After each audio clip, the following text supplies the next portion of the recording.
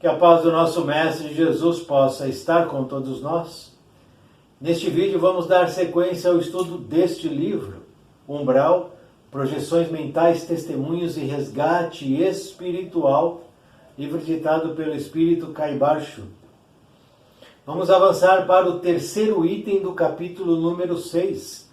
Capítulo esse destinado a relatos de habitantes do umbral pedregoso. E o item que vamos conhecer é intitulado Os Magos.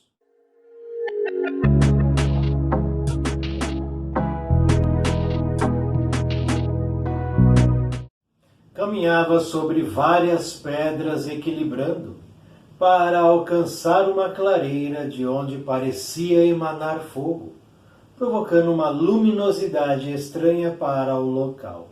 Deparei-me, ao alcançar aquele lugar escondido, com a realização de um ritual de magia negra. Embora nem soubesse que essas condutas eram levadas para a vida após a morte, vibrei emocionado.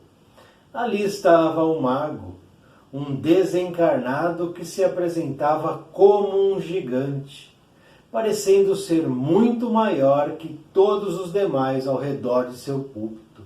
Dali, ele pregava a uma pequena aglomeração de desencarnados, em estado mental lastimável, mas isso não me importava. Achara o meu guru. Ele dizia em altos brados: sou abençoado pelas forças universais. Vejam vocês o meu tamanho descomunal. Sou enorme porque tenho um poder imenso. E os presentes aplaudiam sem nem saber exatamente o motivo, mas eu sabia, visto que poucos magos existiam. Deveríamos honrá-los e segui-los. Depois da sua pregação, ele mentalizava um animal, porco, cervo, bode, galinha e outros, colocando-o sobre uma pedra enorme, a servir de mesa, que se situava ao lado do seu púlpito. Chamava um dos presentes, que atendia prontamente, curvando-se com extrema humildade. O mago entregava a esse espírito um facão enorme, mandando que matasse o animal para, em seguida, beber-lhe o sangue. Assim era feito, como se verdadeiro fosse. O mago jurava ter conseguido conquistar mais seguidores com aquele ritual e pedia que todos o acompanhassem para o destino de ouro. Eu ficava maravilhado, pois iria para onde sempre quis, o destino apontado pelo meu líder. Saíam todos juntos, esgueirando-se pelas pedras até sumirem de vista. Ora eu o seguia, ora apenas acompanhava o ritual fúnebre. Quando o seguia, perdia-me na escuridão, nunca conseguindo ver o destino de ouro, embora soubesse que se devia a uma fraqueza qualquer minha. Quando ficava, permanecia muito tempo revivendo mentalmente aquela experiência fantástica de oferecer um animal ao demônio, em troca de liberdade e reconhecimento. Era fascinante. Quando fui resgatado pelos peregrinos do umbral, percebi que era somente mais um tolo, um fraco em meus propósitos e profundamente carente, vítima certa do mago, aliás, dos magos que no umbral sempre surgiam. No entanto, essa experiência na zona pedregosa foi de grande valia para mim, cujo nome nem importa. Fui um seguidor anônimo. Aprendi que há espíritos dominantes e bem-falantes, capazes de arregimentar outros e fazê-los de subalternos. Por isso, em reuniões mediúnicas, muitos médiuns já perceberam que para libertar desencarnados é preciso antes encaminhar seu líder. Lido, portanto, este conteúdo, vamos agora conhecer as anotações do espírito Caibar Schutel sobre essa história. Diáfano foi o nome que seus pais lhe deram na última reencarnação para representar a pureza do nascimento de um herdeiro da seita por eles criada, e que já contava com vários seguidores. Ele assumiu a postura exata desejada pelos pais.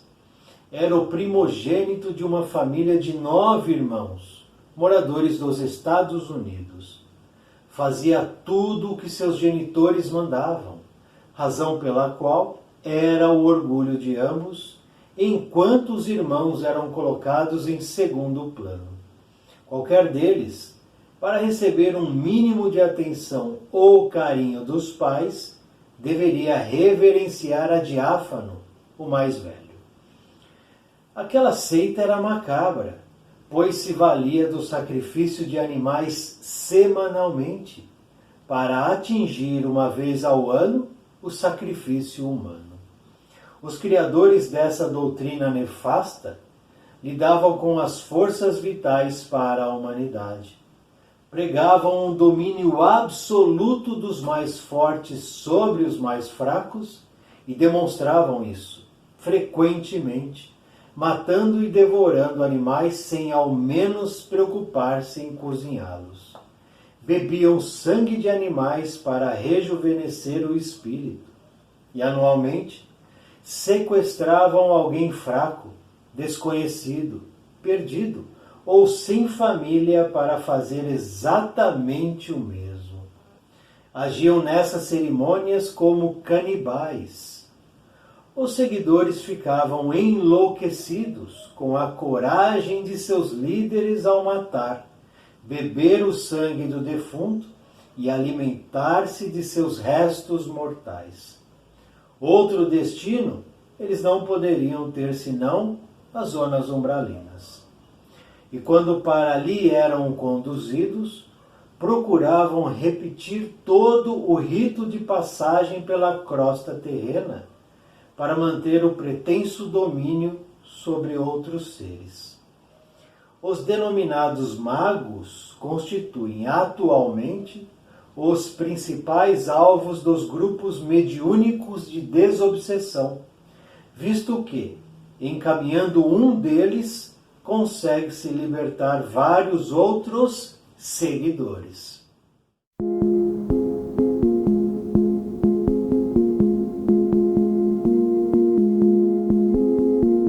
Essa narrativa, portanto, nos apresenta um novo grupo para os nossos estudos e reflexões, que é o grupo dos magos, composto por espíritos desencarnados habitantes do umbral pedregoso.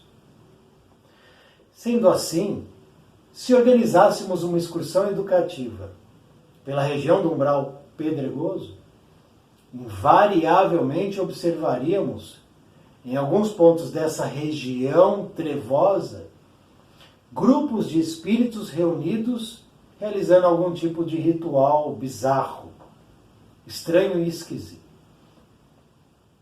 E também iríamos observar em cada um desses grupos um espírito dominante para um tanto de outros espíritos dominados.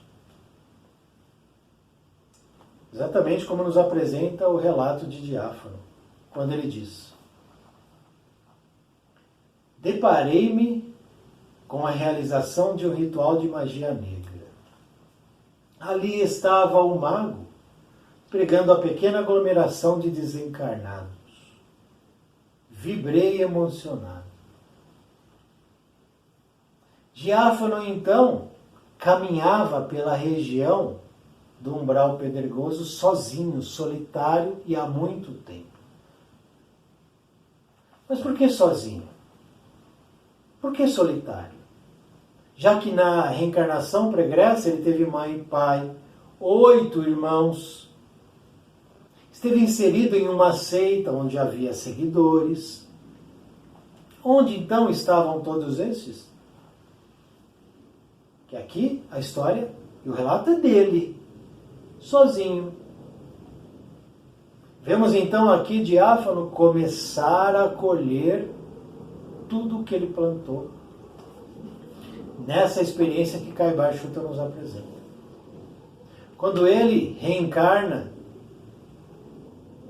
dentro de uma família que havia criado uma seita macabra. E ali ele era reverenciado por todos. Todos eram obrigados a reverenciar Diáfano. Seita macabra que semanalmente assassinava um animal inocente, indefeso. Comiam seus restos mortais e bebiam seu sangue, sem nenhum cuidado higiênico, para depois anualmente assassinar um ser humano que eles sequestravam e sacrificavam. E não contentes, comiam os despojos humanos e bebiam o sangue deste que foi assassinado. Como então vai se dar o despertar desses que participam de um assassinato e de uma ação como essa?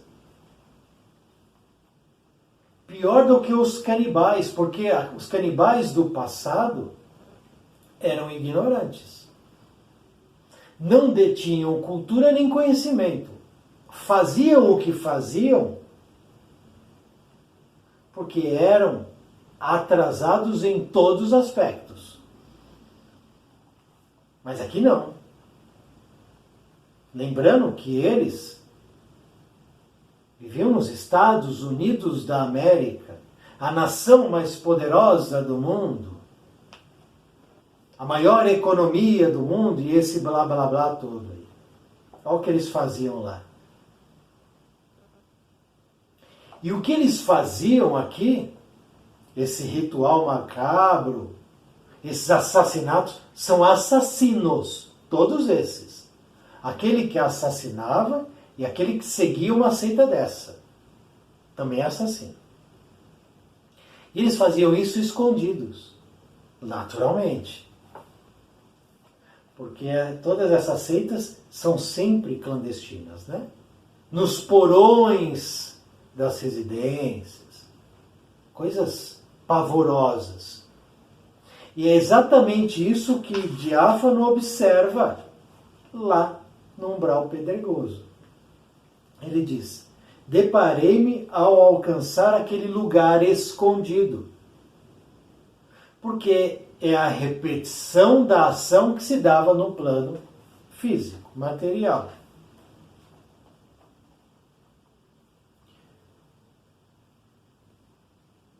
Quando para ali eram conduzidos, procuravam repetir todo o rito de passagem pela crosta terrena, os que desencarnavam. Exatamente isso que Caibar Chuta nos diz. O espírito continua a repetir o ato que ele praticava no plano físico. Isso acontece com a gente, em pequena escala ou em grande escala. Por exemplo, eu tenho um hábito e todo dia eu repito esse hábito. Não vamos dar nenhum nome a esse hábito, nem apontar em nenhuma direção. Qualquer hábito que se torna uma rotina. Todo dia, então, eu faço a mesma coisa. Pontualmente eu faço aquilo. A morte não manda recado. Não está na agenda lá o dia que o coração vai parar de bater. Mas ele vai. Não manda aviso, não manda cartinha registrada. Se toda vez eu faço a mesma coisa, todo dia eu tenho essa rotina, e eu desencarno, isso está impregnado em mim. Essa ação, essa repetição. Pá, pá. eu desperto no plano espiritual, imediatamente eu vou ter essa inclinação, essa tendência de repetir o que eu fazia. Em pequena escala, de novo, ou grande escala.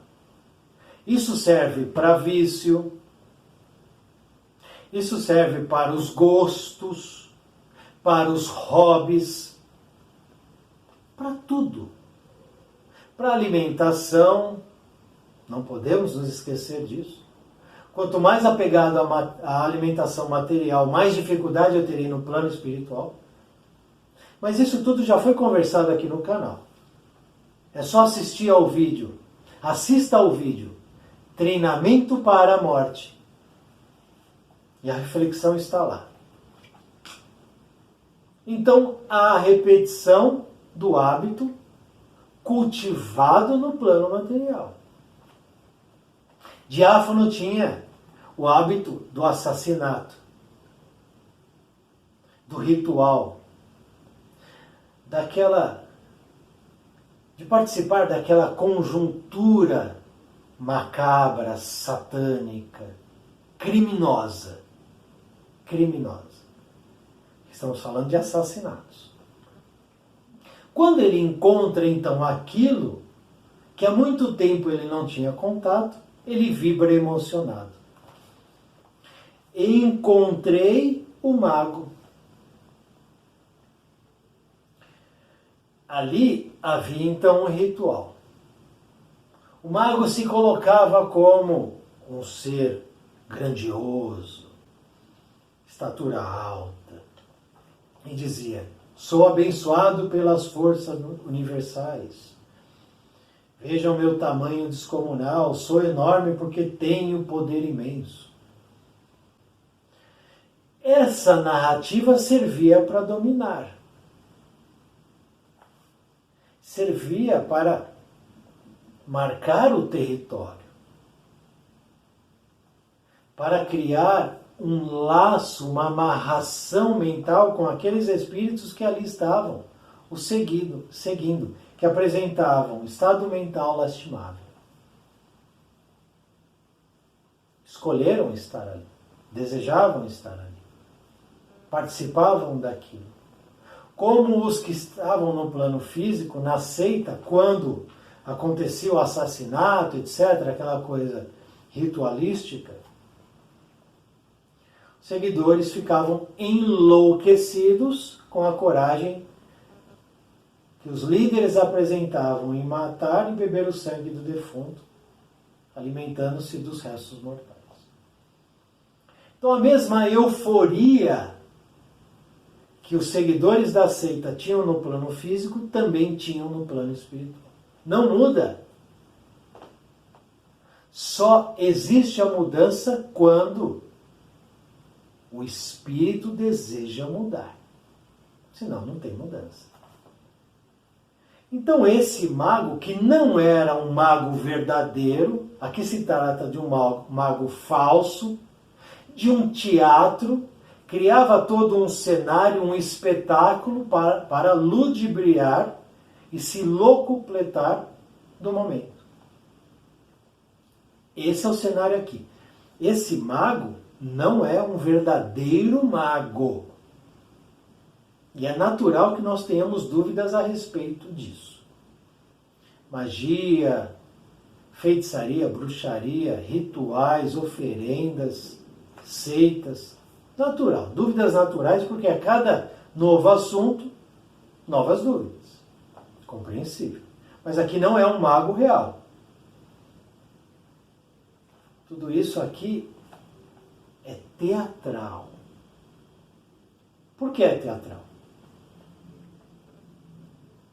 Os presentes aplaudiam o discurso, o tamanho, a vestimenta, o fogo que não é fogo.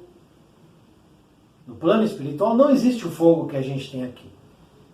Aqui nós temos um tipo de fogo. Existe um fogo no plano espiritual que é diferente. E não se trata desse aqui que iluminava aquela clareira. Aquilo lá é uma criação mental desse mago.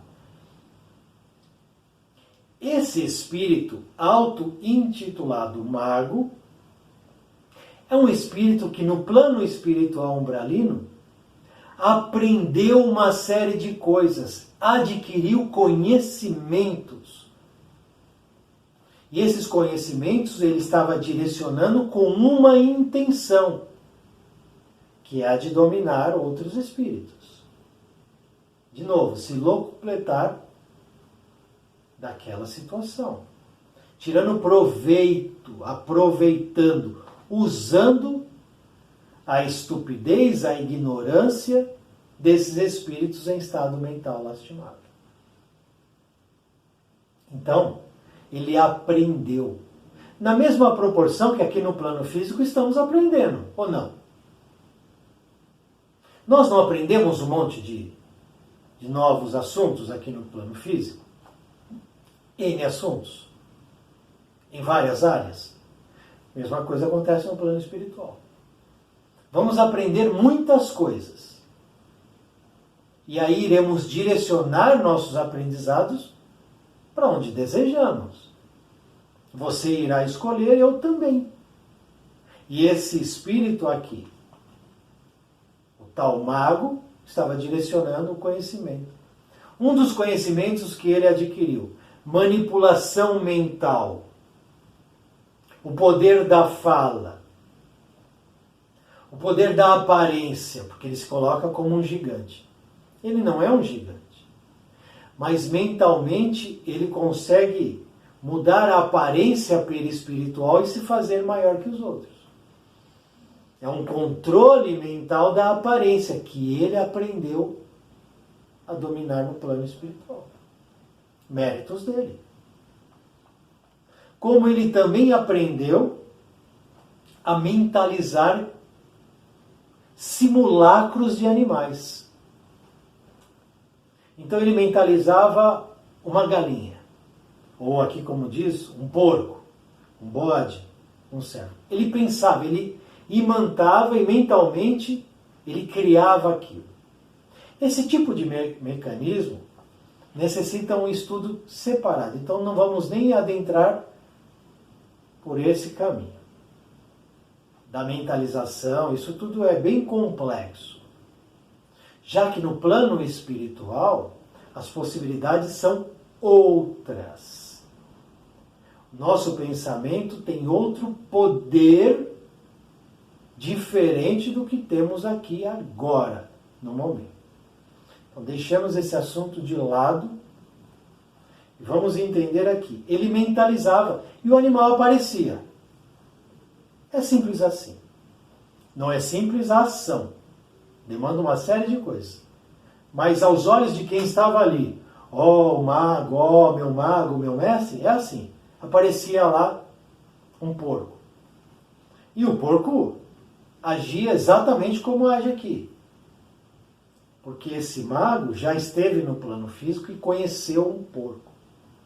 Ele só consegue mentalizar aquilo que ele conhece. Isso é importantíssimo entender. Jamais esse mago poderia mentalizar um animal que ele nunca conheceu. Então, como ele conheceu e conviveu com galinha, bode, cervo e porco, que estão aqui escritos no texto, ele naturalmente pensava, mentalizava e passava ali a existir de maneira fictícia esse animal. Não era um animal verdadeiro. Animal verdadeiro era assassinado nesta seita aqui. Aí sim. Eles iam, pegavam os animais e cruelmente assassinavam esses animais. E cada assassinato desse entra na conta de todos que faziam parte da seita. Cuidado, então. Cuidado com o que você participa. Porque se o que você participa existe matança, vai na tua conta. Sendo você ou não aquele que desfere o golpe. Cuidado. Este livro aqui é um livro de advertências, que nos apresenta cuidados a serem tomados no porvir. Esse livro aqui não é para assustar ninguém. Não é para pôr medo em ninguém. Não é para que as pessoas leiam e pensem, eu vou para o umbral, então é isso. Não é isso, é o contrário. É mostrando as consequências e dizendo, olha, você pode mudar, ainda dá tempo. Porque sempre dá tempo de mudar. Sempre o convite da mudança está de pé na caixinha do correio do coração de cada um. Não muda quem não quer. Não aceita o convite quem não quer. Então aqui é um simulacro. Simulacro. É falso, é fake. Mas para quem estava lá observando, tudo era real. Né? Os seguidores e o falso mago. Então ele colocava lá o animalzinho lá na pedra, entregava a um espírito um facão, mate esse animal, agora beba seu sangue, e o delírio. São os primatas, né? São os primatas aqui. Dessa maneira, esse falso mago mantinha todos sob seu domínio, sempre buscando mais seguidores. E aí chega diáfano, todo empolgadão. Que maravilha! Eu ficava maravilhado, pois iria para onde sempre quis. O destino apontado pelo líder, pelo meu líder. E essa palavra é muito perigosa. Líder. Ele é meu líder. Ele me lidera. A liderança. Isso é muito perigoso. Porque de ordinário são cegos liderando cegos. São ignorantes liderando ignorantes. São perversos liderando estúpidos. São maldosos liderando covardes. De ordinário é isso que a gente vê. E aqui é a mesma coisa. O mago dizia, acompanhe-me para o destino de ouro. Era a narrativa. A narrativa que encantava esse grupinho. Porque esse grupinho trazia em suas mentes esse ideal. E essa narrativa desse mago é uma narrativa que a gente encontra aqui no plano físico. E sempre encontramos.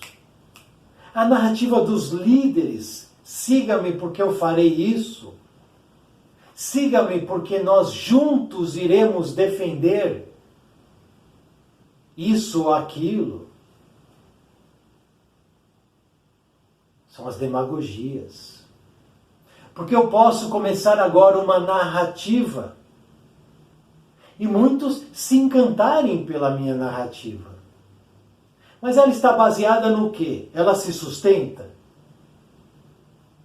Porque se há uma narrativa, por exemplo, nesse canal, ela está baseada no plano espiritual elevado. Não é uma criação minha, pessoal, que eu fiquei lá na minha casa pensando, vou fazer um canal. Não, isso tudo é sempre oriundo dos livros que descem do alto. Dos ensinamentos que estão disponíveis a quem deseja. Ensinamentos elevados. A base da doutrina espírita, a base do Evangelho de Jesus, a narrativa deste canal é baseada nisso, por isso se sustenta. Não é uma narrativa criada por esse espírito aqui que vos fala, absolutamente imperfeito e incapaz de criar uma narrativa tão elevada quanto essa. do Evangelho de Jesus e da doutrina espírita. Mas o que nós vemos aí dos profetas de plantão, né? Os profetas do momento, são essas narrativas aqui. Do destino de ouro. Liderando um rebanho para onde? Para o desfiladeiro? Veremos isso em muitos vídeos aqui do canal. Ainda, infelizmente. Desses falsos discursos levando milhares à queda. Como já levaram milhares à queda. E as quedas vão se precipitando. Poucos são os que estão com seus ouvidos atentos para não serem ludibriados por essas narrativas. Aqui temos um pequeno grupo, mas existem, na real, muitos grupos como esses nas regiões umbralinas, onde um lidera e os outros compram essas narrativas destino de ouro. Nós já vimos também em vídeos anteriores narrativas como essa. Pastores, falsos religiosos, essas narrativas. E o nosso querido diáfano, ora seguia o grupo, ora apenas acompanhava o ritual funéreo. Quando ele seguia o grupo, ele se perdia na escuridão. Por que ele se perdia na escuridão? Porque lá é só escuridão. Nunca consegui ver destino de ouro. Embora soubesse que se devia a uma fraqueza qualquer minha. Então ele imputava não conseguir chegar àquele destino de ouro pela fraqueza dele.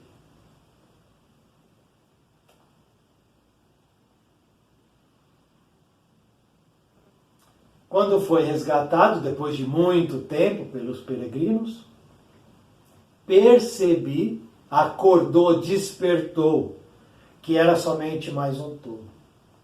Tolo.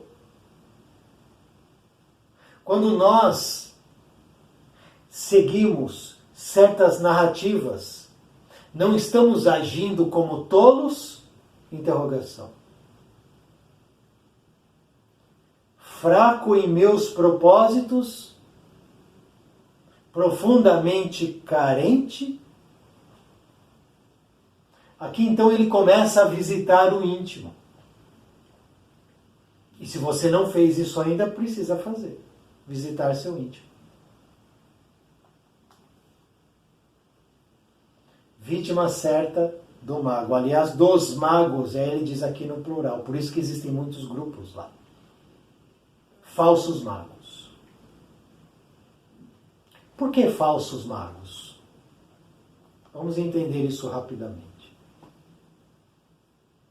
Existe no plano espiritual inferior uma casta de espíritos denominada magos negros. São espíritos extremamente hábeis, inteligentes e competentes que guardam um conhecimento de manipulação de energia extraordinário. São espíritos bélicos, perigosos, e que estão entre os espíritos que dominam as regiões umbralinas. Eles só estão abaixo dos espíritos intitulados dragões, e estão acima de todos os outros. Essa casta de magos negros é diferente deste mago que o texto nos apresenta.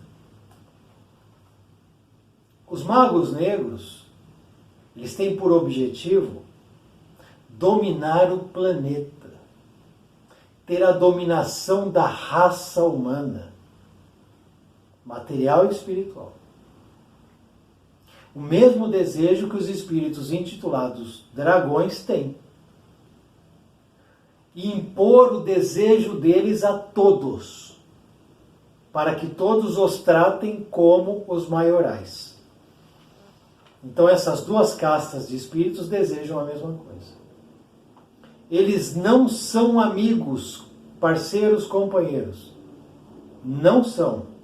Mas estão do mesmo lado, que é o lado que busca a dominação e a queda do homem. Do lado contrário ao Cristo e à luz. São espíritos perigosíssimos e que não estão interessados em migalhas como essa que esse mago aqui nos apresenta.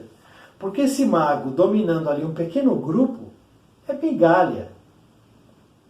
Esse tipo de coisa não interessa aos maiorais, aos dragões, aos magos negros. Não interessa. Interessa para eles dominarem a política humana, a economia humana, os destinos humanos. Então os desejos deles são maiores. Aqui esse espírito, que se intitulava mago, que montava todo esse teatro, era para dominar meia dúzia, ou uma dúzia, ou duas dúzias de espíritos dementados. Espíritos que, em determinado momento, abandonariam aquele circo, como o diáfano abandonou.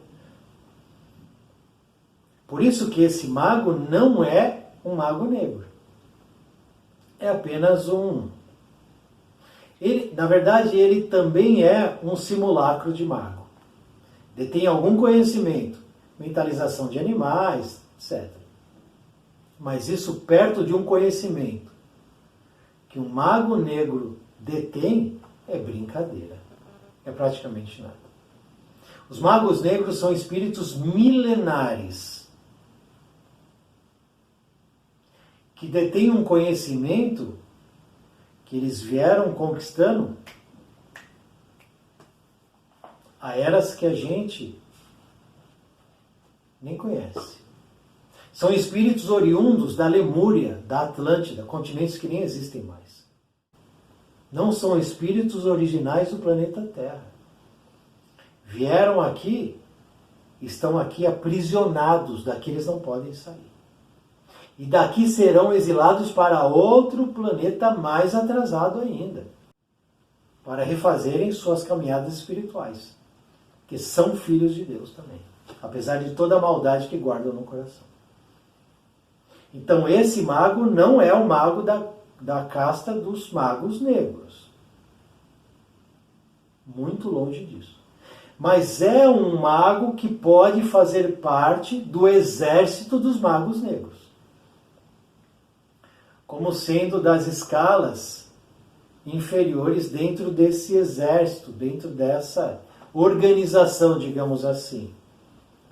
Que aí você tem os maiorais e tem aqueles que estão, né, em escalões menores, patentes menores. Pode ser esse caso. Que ele deseja ser um mago, então ele já se comporta como um. Que está aprendendo, com os maiorais que seja. Daí dizer a importância do último apontamento aqui de Caibar Schutter, que diz o seguinte: os magos constituem principais alvos dos grupos mediúnicos. Porque quando você desarticula uma célula como essa, que tem um dominante, a célula, ela se desfaz. Então você tem um que domina. Você tira ele daquele grupo, aquele agrupamento, ele se quebra. E aí é mais facilmente resgatar cada um deles. Os resgates acontecem tanto de maneira individual quanto coletiva. E acontecem todos os dias, todas as horas. Essa experiência, diz Diáfano, na zona pedregosa foi de grande valia. Olha, ele está tirando proveito. Fui um seguidor anônimo. Aprendi que há espíritos dominantes, bem-falantes. Caso aqui.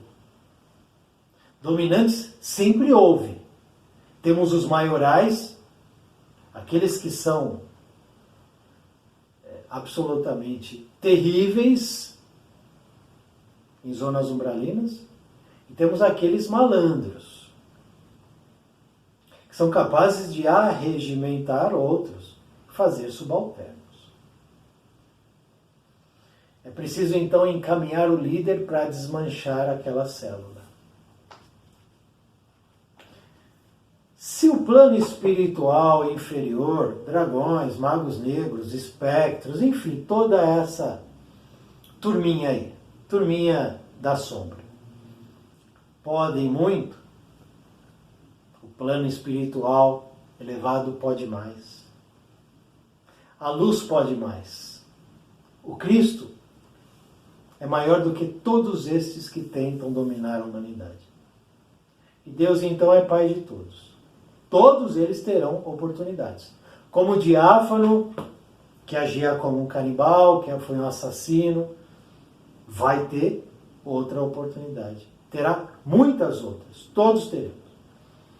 O ponto é, a cada oportunidade, o aprendizado precisa ser para a elevação e não para a queda. Temos então aqui a reflexão sobre o grupo dos magos. E no próximo teremos o grupo dos materialistas. Muito obrigado por assistir esse vídeo. Muita paz, muita luz. Salve o nosso Mestre Jesus.